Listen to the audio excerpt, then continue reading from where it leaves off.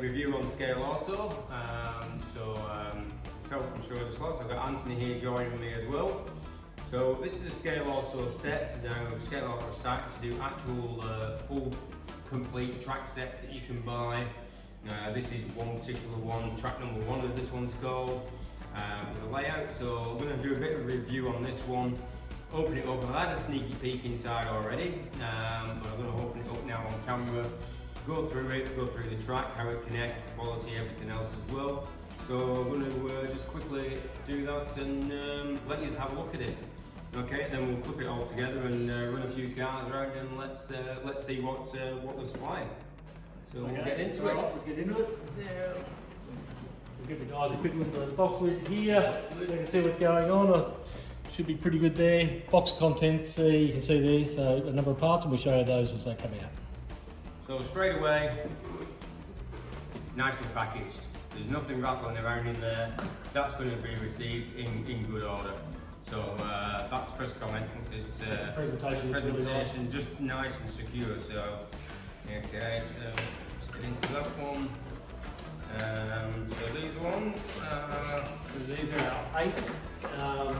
Number 1, 45. Okay, there's one. So there's 8 pieces here. These are the R1 45 degree. The junk under the table. Okay, power supply. Okay, so we've got a variable power supply there. Right, yep.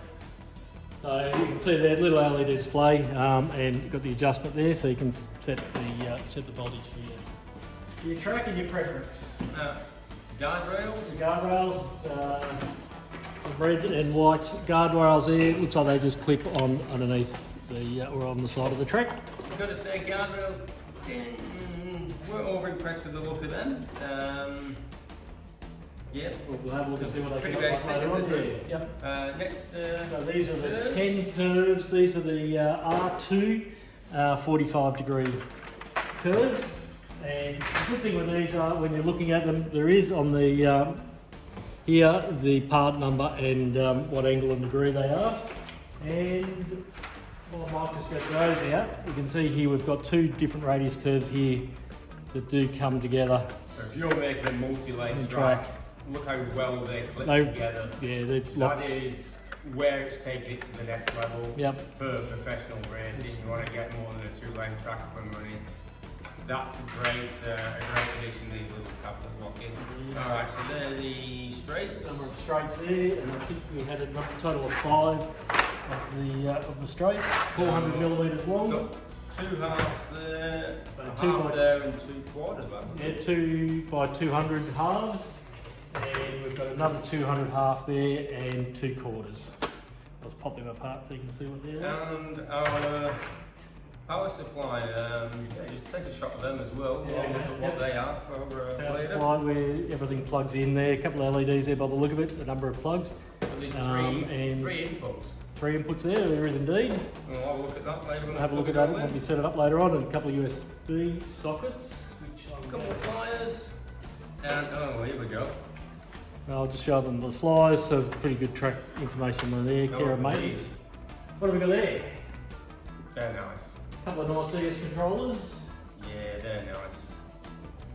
They feel like, they don't feel like toy controllers. Okay, yeah, right. Okay. Oh, look, nice. Resistor controllers. Yeah, they've got a good feel. Nice long trigger, 1 finger, you can get a 1.5 on those, so you can sort of 2 trigger them. And yeah, a USB socket, so you can't get that one when you go and plug them in. So, nice controller. Alright, so we're going to set this up looking at the display on the box, I think. So let's have a look at where it all fits together.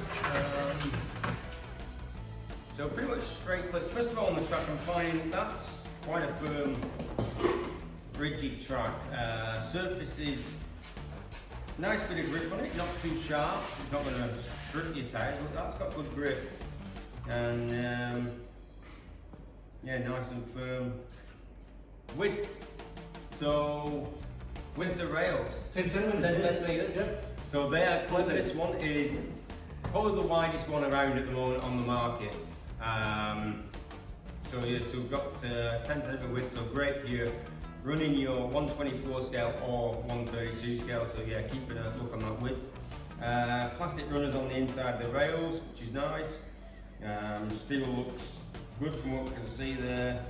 Nice little tabs on the end by the look of the connection in between the power. Yeah, looks good. Pretty good. Positive contact. And locking it together. That's going to be easy. And Nice and firm. Yep. That is not coming apart.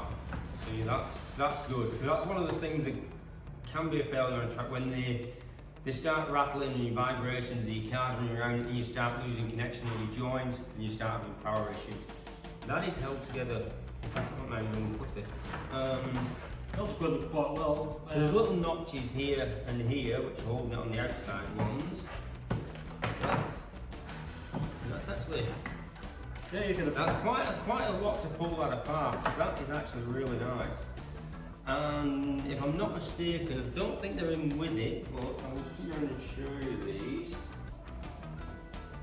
You can get additional clips, if I've got that right in the camera. It looks like there's some additional clips there as well, which I noticed when I was having a bit of a read on their website before. So, so this is to just help the clip tracks together. It's also used for when you're joining, as Anthony was showing before, as these little tabs here at the edges where they lock into each other there. That's holding them nice and straight. And then here on the back, where they're locked in, is where you're putting these tabs across to hold them together. So you've got them there as well. So that's going to really just clip your track together and hold it in place nice and secure. So some good little features on the tracks.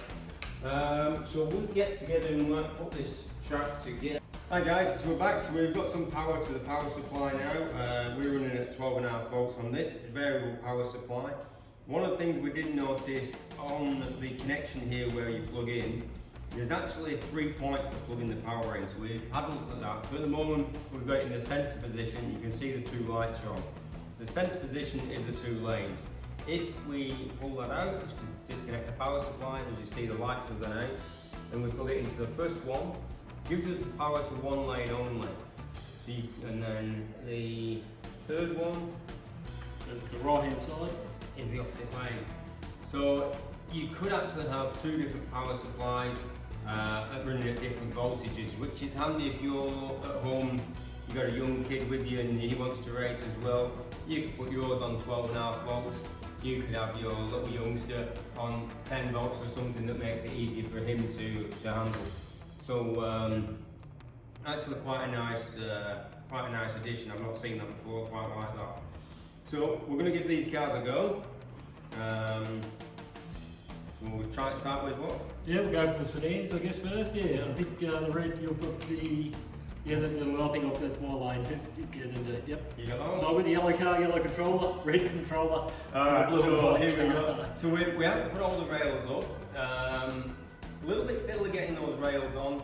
I've got to say, great quality track.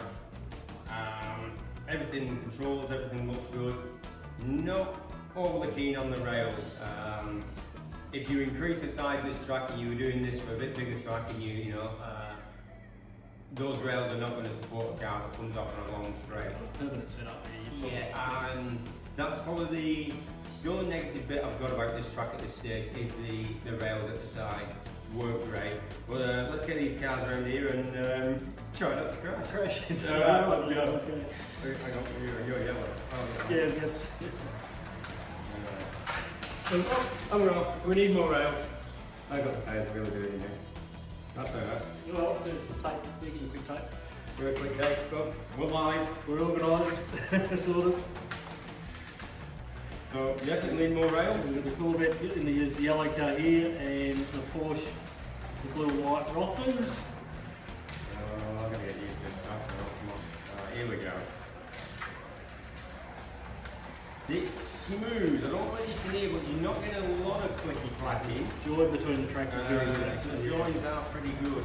I haven't taken it easy because I don't want to crash. They are. It's Yeah, like that, Chris. Racing. Starting to get the hang of it now. But I'm actually, it's nice, smooth track. So that rigid track surface is good because you're not getting, there's a little bit of clicking, but not all of it. It's quite grippy too. Both these cars are on rubber tyres. I think the Rothmans car's on the OEM rubber, and the Corvette might be on another brand. They're both getting around quite nicely. Not setting exact records, I don't think you might. No, it's good. Well, the track itself is good. I'm going to try the Formula Ones. Right, I'll come around there.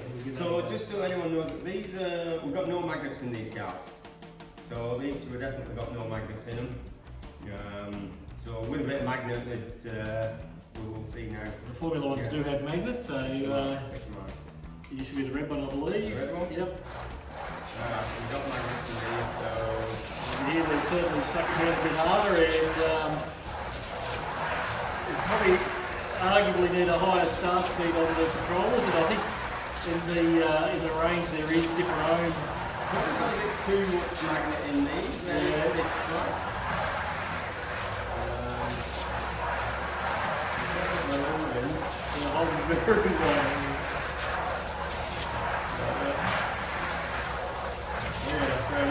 The magnets work well on this track, so you get a real good connection with the magnets on this track. Pushing down fast, aren't they going to go? I'm running on the end of the controller, not in the sensor really. I think I saw they do have different own controllers in the DS. Yeah, the DS do a good range of different controls, but all in all, I think these are pretty good for this track. I think the magnets are much over than this one. Might not be out of years after doing these.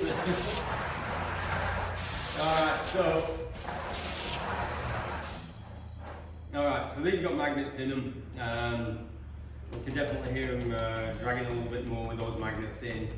And I think I'm on rubber tyres, you're on foam tyres? ScaleAuto foam tyres. Yeah, you're on ScaleAuto foams. I've got the original rubber ones on that.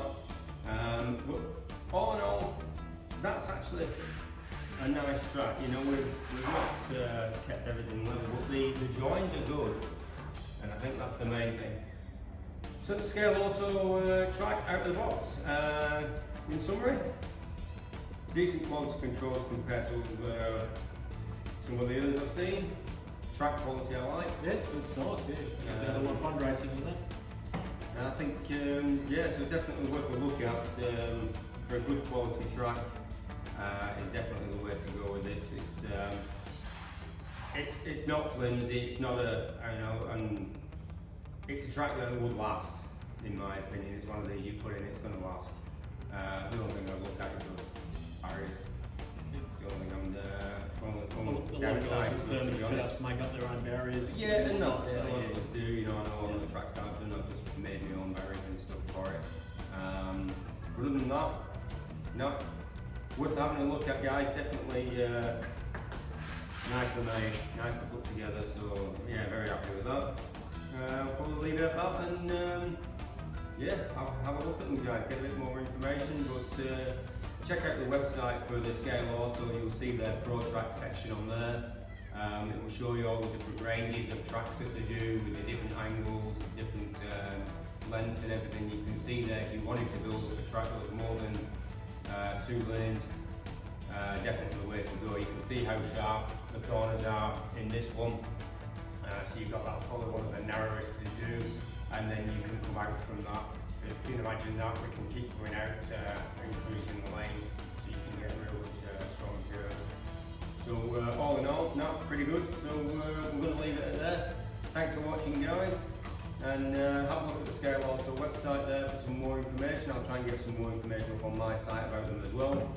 But yeah, we'll catch you on the next one. Thank you. Thanks, Anthony, for your help. No result. Thanks, Mike.